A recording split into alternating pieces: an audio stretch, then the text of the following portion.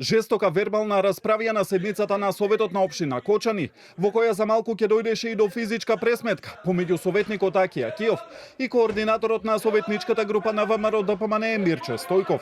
Присутните спречија физичка тепачка, но откако советникот Акиов, замавнувајќи со шише, ја повреди во глава една службеничка.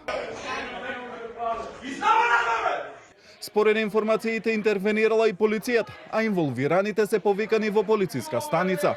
Инаку денеска родителите на настраданите во дискотеката Пулс во Кочани се сретнаа со обвинителите.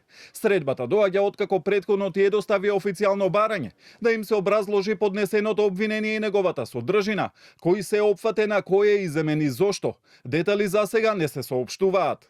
Во меѓувреме продолжуваат и партиските обвинувања за трагедијата.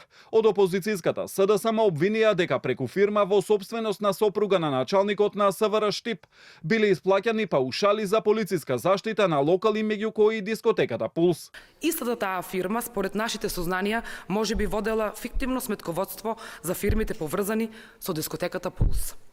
Постои сериозен сомнеш дека покрај неа биле исплаќани паушали за полициска заштита на локалите кои биле оставени без контрола, меѓу кои Пулс, каде животот го загубија 62 деца.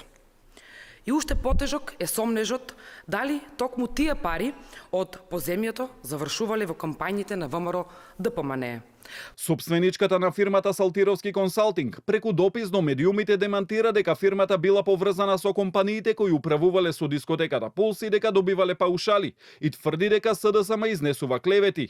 Обвинувањата од СДСМ пак премиерот Мицкоски ги нарече некрофилски обид да се искористи трагедијата и загубата на луѓето. Тоа е само доказ повеќе дека нема селективност, за разлика од случајот во модуларната болница, Ласкарци, Беса, Транс и така натаму, кога до ден денеска имаме ние привилегирани, би рекол, директни или индиректни актери во тој случај. Јас на вистина го повикувам јавното обвинителство така ревносно да се позанимава и со овие случаи. Инаку за трагедијата во Кочани засега е поднесено едно обвинение со кое се опфатени 34 физички и 3 правни лица. Истрагата пак со која се опфатени околу 30 поранешни и сегашни полициски функционери и службеници ја води обвинителството за гонење на организиран криминал и корупција.